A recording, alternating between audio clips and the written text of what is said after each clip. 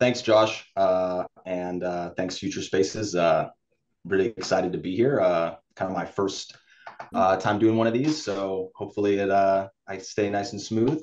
But today I'm kind of talking a little bit about process and as it pertains to myself and more specifically the Museum of Ice Cream.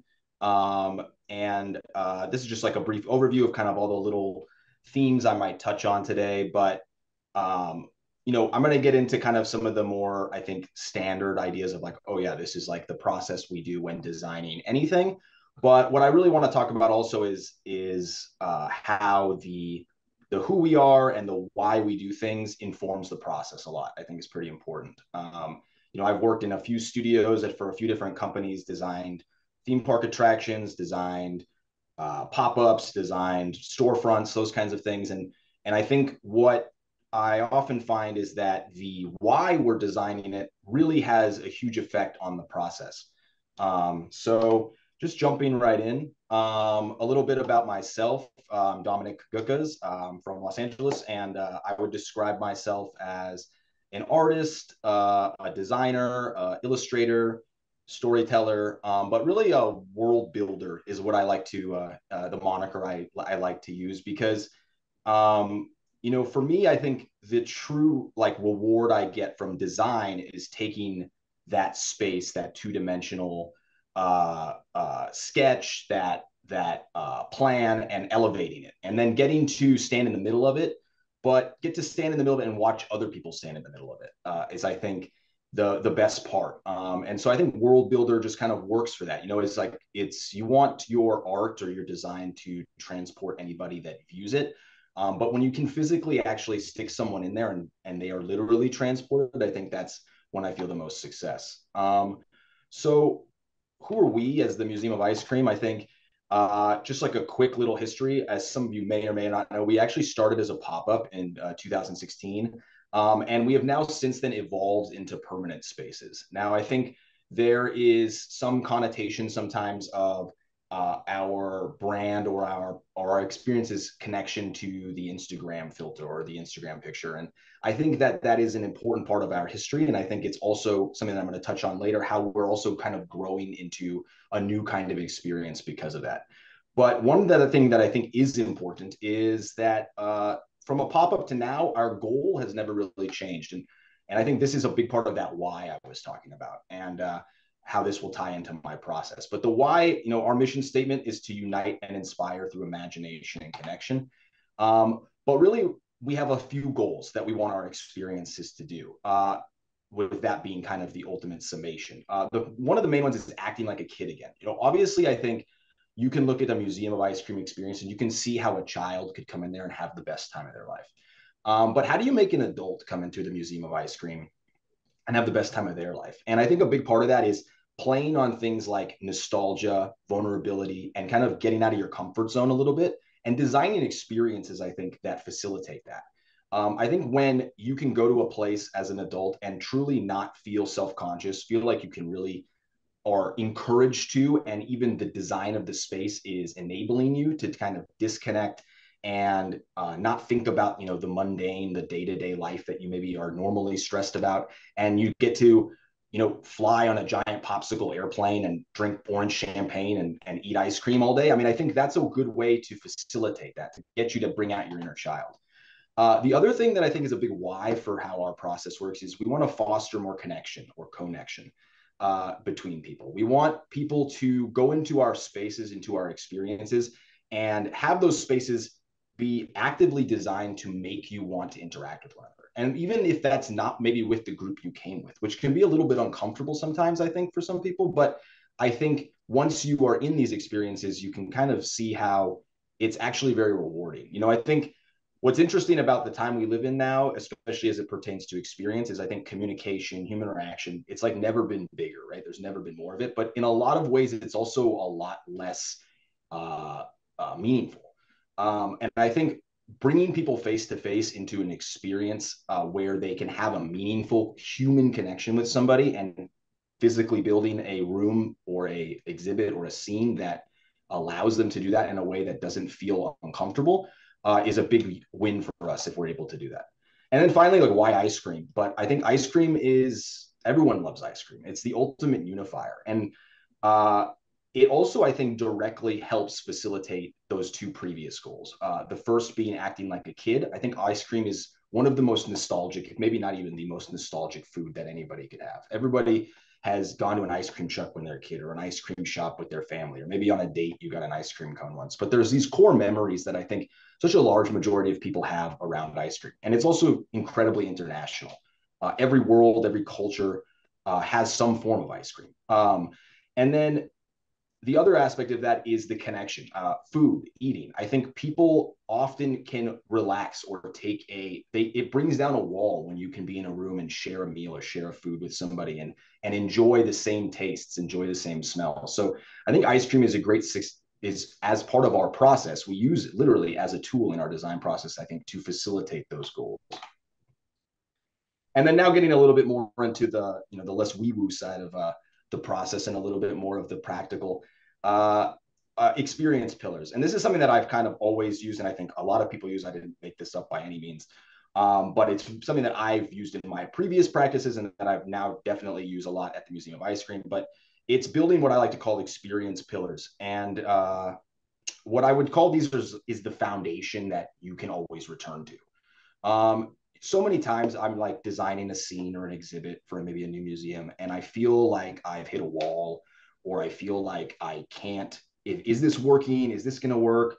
Am I hitting the themes that I want to hit? And I return to these kind of 5 pillars, and I think it's really good for any project you work on to write these out at the very beginning. What are the 5 experience pillars you want your experiences to always convey in one way or another?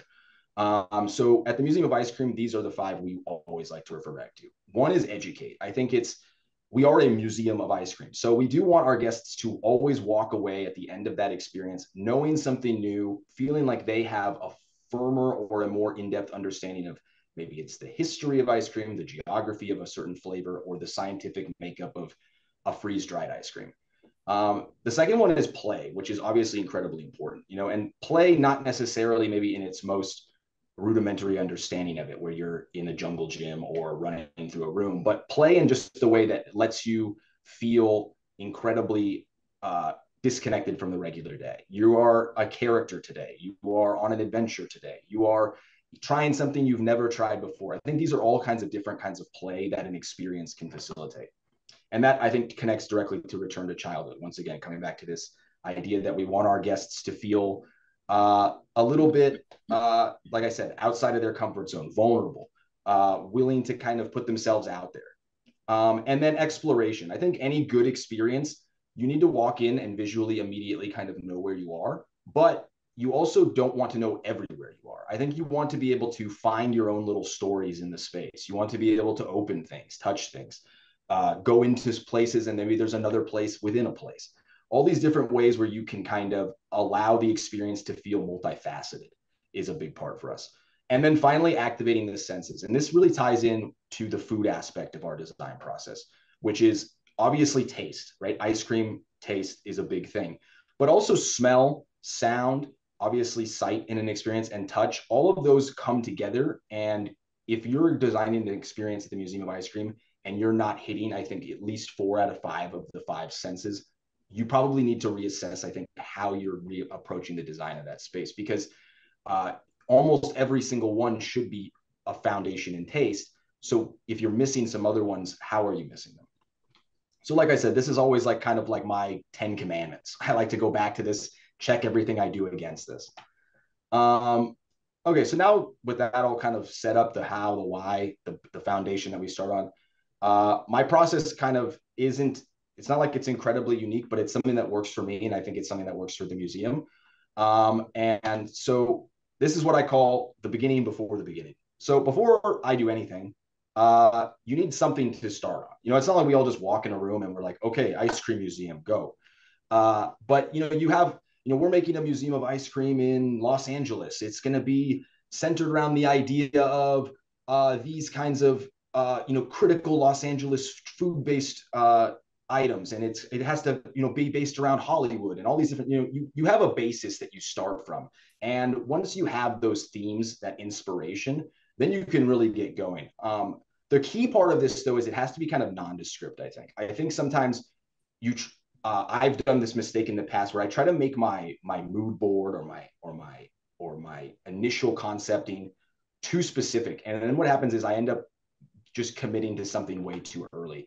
And that kind of goes right into my next thing, which I call napkins and whiteboards, which is really my favorite and least favorite part of design, because it's the hardest part. But it's basically where we kind of try to come up with all of these crazy, sweet ideas that we put in the museum. And the reason I call it napkins and whiteboards is because I think it's really important at this stage of design to be incredibly non-committal and even physically non-committal. Like, don't even use permanent materials is what I don't want to type this in a Google Doc that lives in a drive. I don't want to write it even in my notebook. I think we do this all on whiteboards. Our team will get together. We do it on a whiteboard. We'll get, 100 sticky notes and throw them on my wall in my apartment. These kinds of things that feel incredibly, it's very flexible, because what we're really trying to do is just think of literally anything and everything that can kind of go into a museum of ice cream. And this is an opportunity where I think you grow a lot as a designer, because you have to have no ego, I think, in this part of the process. You have to be willing to be like, that's a bad idea, and be like, you're right, that was a bad idea, or this is never going to work. But you just keep going and you keep throwing things at the wall, because what ends up happening is all those sticky notes that you throw down off the wall, and they it's kind of like nature, right? All these leaves fall down, and those leaves feed and grow the next tree, because all those ideas that you don't like or that don't work build onto the ones that end up, maybe you took 5% of an idea that didn't work, and it ends up being the 100% of the idea that did. So, like I said, this isn't like revolutionary stuff or anything, but it's how my process works, and I think it is important. I think it's something that is, especially as new designers, I think, coming in and being really willing to be wrong, but to keep going and to keep having your ideas and putting yourself out there. So after I have all of those, we have all of those ideas, I think the next big thing for me is make a plan. I like to make my first plans. I actually, as my illustrative background, I like to make them more illustrative. I don't like to go right into CAD and start throwing dimensions on things and putting in, oh, this is where the doorway is going to go, and you're going to exit through here. And because what you're going to do there is you're going to already start thinking way ahead of yourself, because this is actually the spot where you take those 20 ideas that maybe you thought were good and you realize that 8 of them or 9 of them or 10 of them are just not going to work. I think the Museum of Ice Cream is actually even more specific relevant to this, because we don't do new builds. We work often our locations are put into existing architectural spaces. Now we gut those spaces and redo the entires, but the core structure is often still there, and we have to deal with it. So you might have this great idea for this open expanse space, but guess what? There's 6 columns in the middle of your room. So you have to come up with something that's going to work with those 6 columns. So that can be really challenging, but it can also be really rewarding. We all love problem solving, which is why we kind of are into design. But yeah, back to my earlier point, your first plan needs to be just as flexible as your ideas on the wall. You're trying to see, can the pacing of this work, is how I like to think of it. Is this story being told? We're not worried about the architectural elements yet. Okay, now to take a little bit of a pivot back to my earlier point about our history as the Museum of Ice Cream. We were a pop-up, and we were, I think, maybe one of the most, at one time, most Instagram famous places in the world. Now, and that was awesome. And I think sometimes there's it's interesting to me now, because I think nowadays there's actually a negative connotation associated with being an Instagrammable experience, which I don't necessarily agree with. But there is something that I do agree with, which is we as a museum no longer, and this is actually like one of our core design tenets, design for photograph, which basically what I mean is we don't build a space and go, and this is where you're going to take a picture. And because what happens when you design for that is you are not designing a surround sound space. You're not designing a place that feels transformative, because you are actively telling someone you need to go to this spot for you to fully realize the experience. When our goal is that the second you walk into a space, it feels like you're in a place you've never been before, and that you can be at any location in that space and feel like you're still in this place that you've never been before. So, I think there's sometimes a natural instinct, I think some design might have, where you go, this is like the money shot. But I really think that the goal, and I think experience generally, like sociologically, like as a society, I think we are moving more towards, we want experiences that are no longer just photographical. They want to be space experiences that are surround sound spaces. So that's kind of like our ethos now, is which is interesting, I think, as a company that used to be a pop-up brand, is we don't design for the photograph anymore. And the way you do that is in the details. I think it's thinking about every little thing. I think there's other brands that have been doing this for a long time, and they're very good at this. And it's realizing that you're on a pink subway flying through an ice cream space, but then all the newspapers are ice cream newspapers that you can pick up, and all of the posters are advertisements for shows on an ice cream Broadway. That maybe you're building these little details into your spaces that make them feel a little bit more lived in. You feel like you could be a character in this place is, I think, an important thing. It's adding the minutia to those spaces, and that's what lets you not have these Instagrammable moments, because if every inch of the space is detailed out, is fleshed out, has a story there, you don't feel like you want to take a picture everywhere, which is the goal, right? If I want to take a picture in every corner of my room, then that I've succeeded. It's not if I want to go stand in front of the wall that says Museum of Ice Cream. And then we're going to get into the food a little bit later, but the food is a big part of this detail. It's about how, if I'm eating ice cream in this place, why am I eating this ice cream in this place? It should feel like it belongs to that world, not that it's ice cream that I could get down the street or at the ice cream shop or in the refrigerated section of my local grocery store. But it should feel like, oh, I'm on an ice cream train and I'm eating food that feels like it belongs to that train. So, and this all just ties back to how my earlier point about our pillars and how we check everything against that. We get all those details, we build this space. It's not for photographs, it's fully immersive, but then is it hitting these points again? And then I wanted to kind of talk a little bit about the 5 senses, because I think this is something that was really important for us as a company. And what we're trying to do when you go into a space is make you feel like you are fully immersed, transported, or transformed. I've said those words a few times already today, but it's because they're really important to me. And I think it's the key to making a successful experience. Is you don't want to allow someone to feel like they can be anywhere else but where they are right now. And we do that, I think, through activating the 5 senses. And these are just little notes towards what they could be. I mean, obviously the 5 senses could be a million different things, but sight, I think, is an obvious one, right? You want to make a visually stunning space. And I think that's actually often the easiest one, at least in terms of communicating that to the guest. You can walk into a space and you can immediately go, wow, this is really cool looking. But I think a big part of what takes it to the next level is how these other 4 elevate that. And they do it often subtly. I don't think a lot of the time it's something that your average guest might even really immediately notice. But things like sound is obviously important. Music, background music, it's used all over the place. But other things like reaction, I think, is a big one. Like if I do something, there's a sound reaction to me that it's facilitating. That to me feels like I'm now more immersed. I feel like I'm interacting with the environment. Touch is the same way. I do this, this happens. I do this, this happens. I think these are the kinds of things that when we are developing an experience, allow it to feel more immersive and more transportive. And then smell and taste are the big ones that come down to when it talks about food. Smell is, I think, one that is super easily often nostalgic, right? You're walking into an ice cream house and it smells like warm chocolate chip cookies. Like that's something that is going to trigger a lot of people's memories right there. And it's going to immediately put them into a mindset that I think sets the tone for the rest of the experience. And then taste, which is arguably can be considered one of the most important ones for the Museum of Ice Cream. The thing about taste is and ice cream and our and the foods and the treats that we serve in general is, my background. I come from a theme park background. I come from a theater background before that.